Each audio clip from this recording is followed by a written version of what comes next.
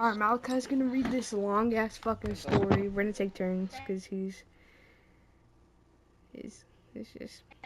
Nothing. Okay. Alright, bro, you ready? Wait, I lost the story. Hold on. Okay. I got a story, by the way, so you can listen. Don't take a minute.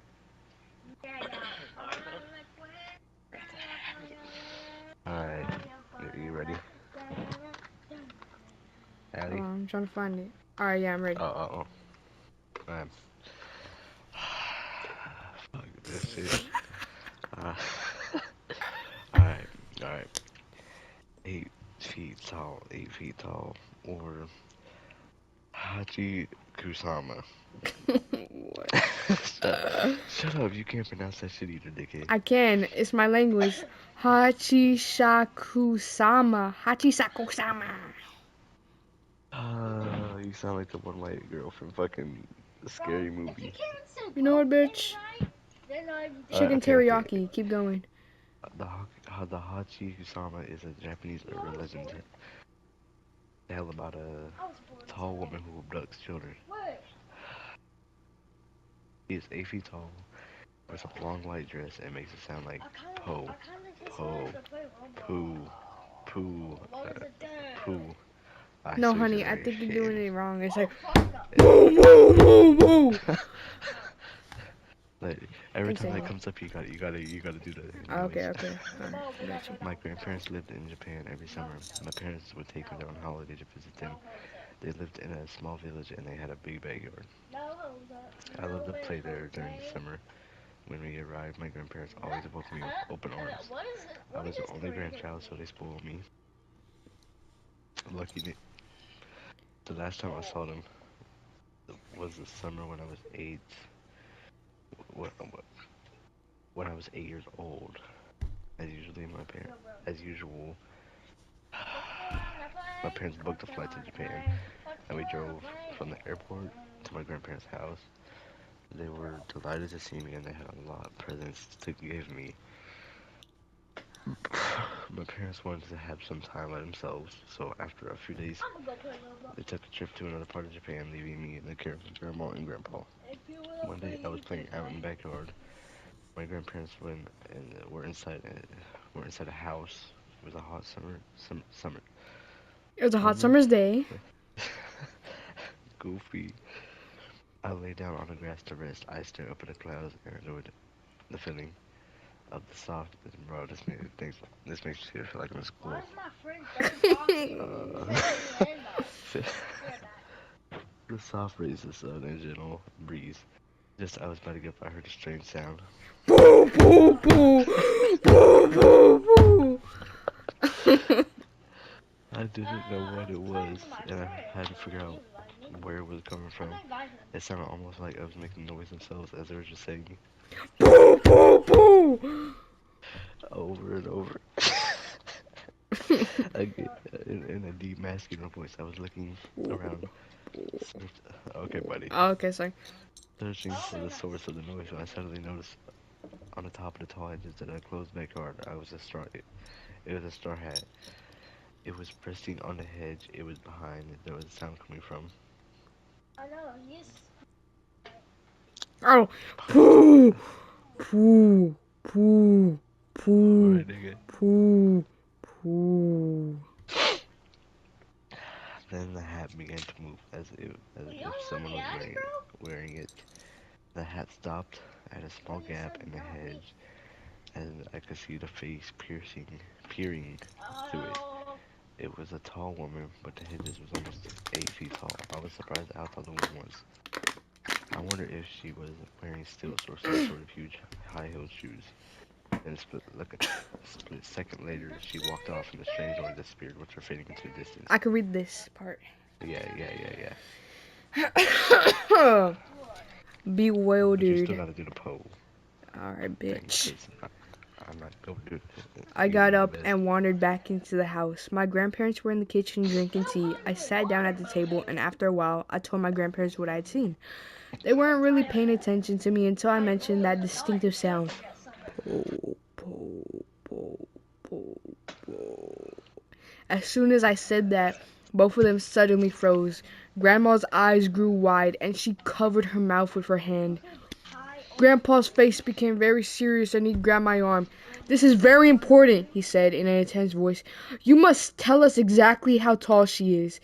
"As tall as the garden hedge," I replied, beginning to get scared. My grandfather bombarded me with questions. Where was she standing? When did this happen? What did you do? Did she see you? I tried to answer all his questions as best as I could. He tried to, what did he say? Fuck, my dyslexia. He suddenly rushed out to the hallway and made a phone call. I couldn't hear what he was saying. I looked over at my Baba, hop on grandma, my feet. and she was trembling. Grandpa came barging back into the room and spoke to grandmother. "I've got to go out for a while," he said. "You stay here with the child. Don't take your eyes off him for a second." "What's going What? on, Grandpa?" I cried. He looked at me with a sad expression in his eyes and said, You've been liked by Hashikuchi, mama." I'm just gonna say that. With that, he hurried out, got into his truck, and drove off. I turned to my grandma and cautiously asked, "Who's Hachikuchi, mama?" "Don't worry," she replied in a shaky voice. "Grandpa will do something. There's no need for you to worry." As we sat nervously in the kitchen waiting for grandfather to come back, she explained what was happening. She told me there's a dangerous thing that was haunting the area called Hachikuchi-sama mama. Because of its height in Japanese, Hachi Shaka Kan Kan Kan Kan, whatever, means 8 feet tall. It takes on the appearance of an extremely tall woman, and it makes a sound like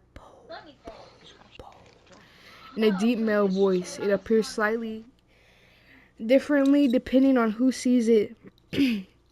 Some say it looks like a haggard old woman in a kimono. Others say it's a girl in a white dress, funeral shroud. One thing that never changes is its height and its sound it makes. A long time ago, it was captured by monks, and they managed to confine it in a ruined building on the outskirts of the village. They trapped it using four religious statues called Jizos that they placed at the north, south, east, and west of the ruins, and it wasn't supposed to be able to move from there. Somehow it managed to escape. The last time it appeared was 15 years ago. My grandmother said that anyone who saw 8 feet tall was destined to die within a few days. It all sounded so crazy, I wasn't sure what to believe. When Grandpa came back, there was an old woman with him. She introduced herself as Kisan and handed me a small crumpled piece of parchment saying, "Here, take this and hold it," she said, and Grandpa went upstairs to do something. I left alone in the kitchen with my grandma again. I needed to go to the toilet. Granny followed me to the bathroom and wouldn't let me shut the door. I was beginning to really get frightened by all of this. After a while, Grandpa and Kason took me upstairs and brought me into my bedroom. The windows were covered in newspapers. A lot of ancient ruins had been written on them. There were small bowls of salt all 4 corners of the room, and a small Buddha figure placed at the center of the room on a top of a wooden box. There was also a bright blue bucket. "What's the bucket for?" I asked. "That's for your pee and poop," Grandpa replied. Kason sat me down on the bed and said, "Soon the sun will be setting, so listen carefully. You must stay in this room until tomorrow morning. You must not come out under any circumstances until 7 o'clock tomorrow morning." Nigga. Your grandmother and your grandfather will not speak to you or call you until then. Remember, do not leave your room for any reason until then. I will let your parents know what is going on. She spoke in such a grave tone that all I could do was quietly nod my head. "You have to follow Kison's instructions to the letter," Grandpa told me, "and never let go of the parchment she gave you. And if anything happens, pray to Buddha, Buddha, Buddha, Buddha. And make sure you lock this door when we leave." They walked out into the hallway. After saying goodbye to them, I closed the bedroom door and locked it. I turned on the TV and tried to watch. But I was so nervous. I felt sick to my stomach. Grandma had left some snacks and rice balls for me, but I couldn't eat them. I felt like I was in prison, and I was very depressed and scared. I lay down on the bed and waited. Before I knew it, I was asleep. When I woke up, it was just after 1 a.m. All of a sudden, I realized that something was tapping my window. I felt the blood draining from my face, and my heart skipped a beat. I desperately tried to calm myself down, telling myself it was just the wind playing tricks on me or something. Maybe the branches of the tree. I turned up the volume on the TV to drown out the tapping noises. Eventually, it stopped altogether. That was when I heard Grandpa calling me. Are you okay in there? Yes. If you're scared, you don't have to stay in there all alone. I can come in and keep you company. I smiled and rushed over to the door, but then I stopped in my tracks. I had goosebumps all over my body. It sounded like Grandpa's voice, but somehow it was different. I couldn't tell what it was, but I knew. What are you doing? Grandpa asked. What are you doing? Grandpa asked. You can open the door now. I glanced to my left and a chill went down my spine. The salt bowls was slowly turning black. I backed away from the door and my whole body was trembling with fear. I fell to my knees in front of the Buddha statue and clutched the piece of parchment tightly in my hand. I started desperately praying for help. Please save me from the Hakashakuchi Mama, I wailed. Then I heard the voice outside the door saying, Pooh, pooh, pooh, pooh, pooh, pooh. The tapping on the window started up again. I was overcome by fear. I crouched there in front of the statue, half crying and half praying for the rest of the night. I felt like it would never end, but eventually it was the morning. The salt in the 4 bowls was pitch black. I checked my watch. It was 7:30 a.m. I cautiously opened the door. Grandma and Kason were standing outside waiting for me. When she saw my face, Grandma burst into tears. I'm so glad you're alive, she said. I went downstairs and surprised to see my father and mother sitting up in the kitchen. Grandpa came in and said, hurry up, we've got to get going. I'm not gonna. Alright, we went to the front door and there was a large black van waiting in the driveway. Several men from the village were standing around it, pointing at me and whispering, that's the boy. The van was a 9-seater. They put me in the middle, surrounded by 8 men. Kason was in the driver's seat. The man on the left looked down at me and said, you've got yourself in quite a spot of trouble. Damn, nigga. I know you're probably worried. Just keep your head down and your eyes shut. We can't see it, but you can. Don't open your eyes until we've got you safely out of here. Grandpa drove in front, and my dad's car was following behind.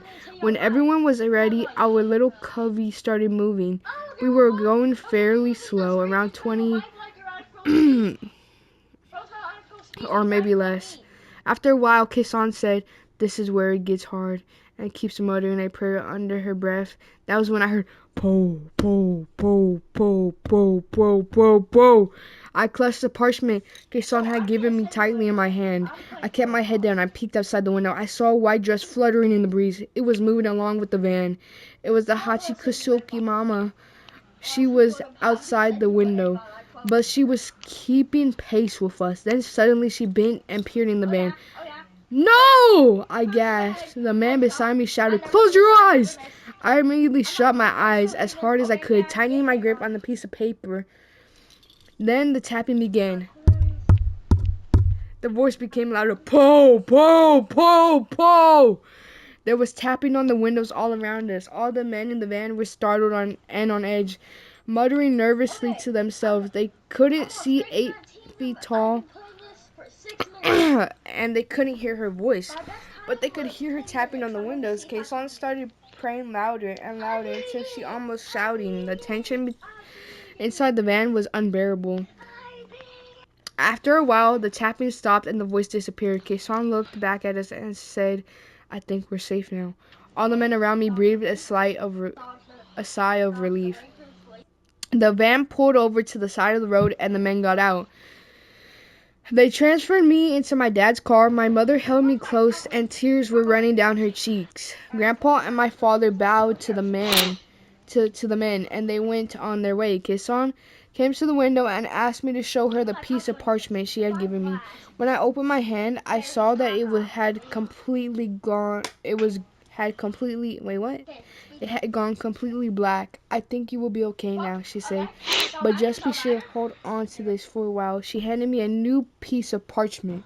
After that, we drove straight to the airport, and Grandpa saw us safely on the plane. When we took off, my parents breathed a sigh of relief. Alright, break time. Hold on. I need a fucking Yeah, bro, that's a lot. sip of water.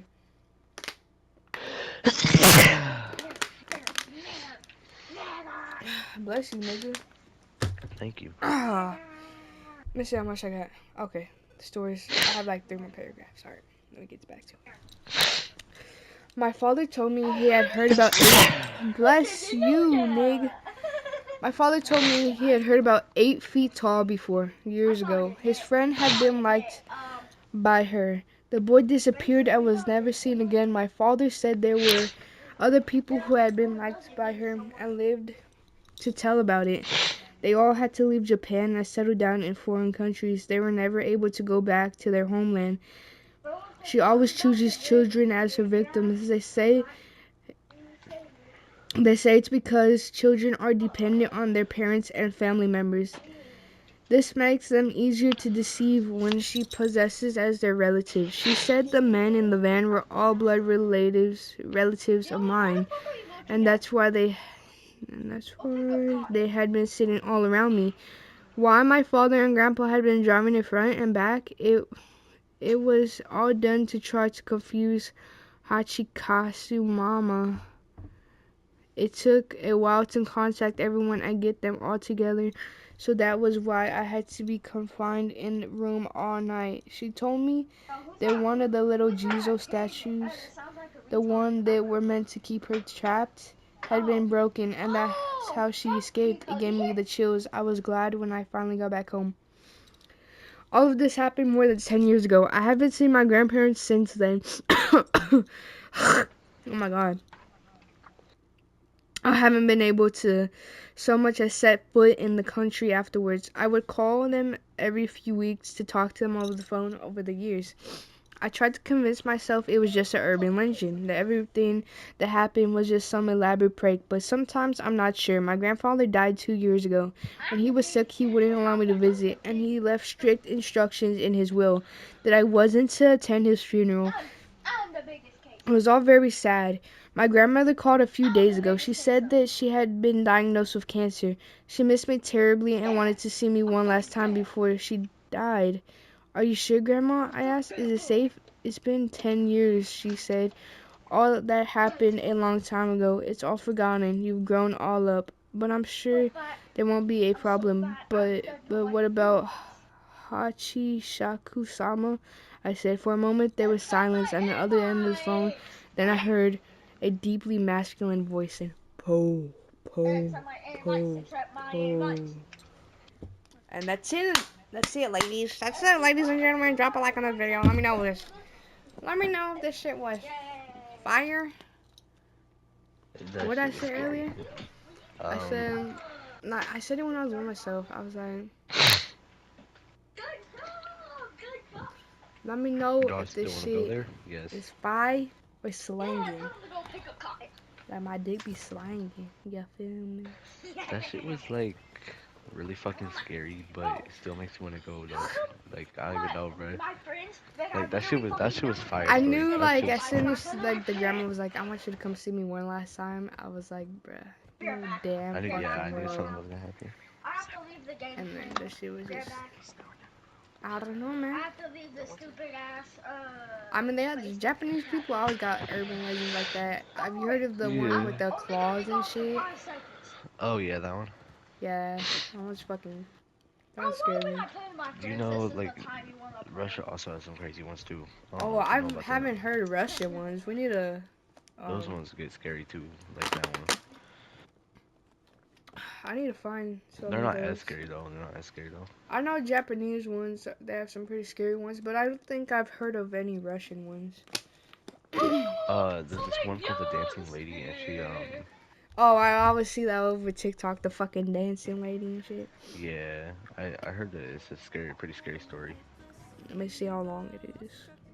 No, Thornton's Wayne. I don't know any backstory about it, but I just know that their shit seems like. Bro, I remember the funniest fucking meme.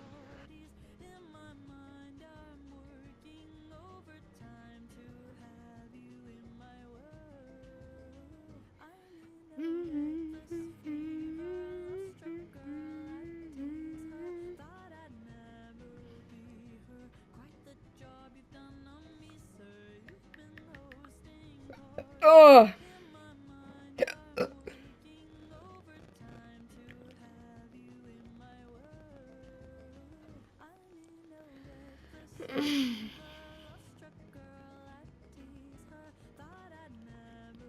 I don't know. Let me see. Rush. Rush.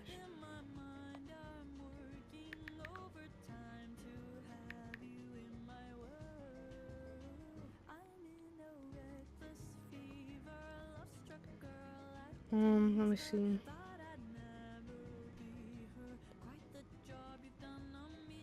I don't know, but Jalen, I will look for more interesting ones If someone and drops I'll make the one another laughing video. his ass off, But that is all for this video. someone's laughing their ass off. I'm Like, sorry. life depends on it. Get the fuck out the way, nigga. It's my I'm sorry. spotlight. Oh, okay. Let me like. Hold on, wait. I have some. Oh, no, hold on. Then, bro, I BB my belt. I'm a spooky, but I never smell. then, Keep bro, my spin his life in pants 2 myself. times Yeah. and start laughing. You know what? I'm gonna get me on here. Bro, Get me on this spin bitch. his pants is funny. Get me on this fucking bitch. Yeah. I'm a spooky, but I never smell. Yeah, my own, cause you know I don't smell. Okay, guys, I'm recording this. Nigga, what the fuck is you doing? Alright, I'm anyways, recording you, Jalen. But yeah, that's the end of the video. I'm bro's cameraman. Get this nigga out of here.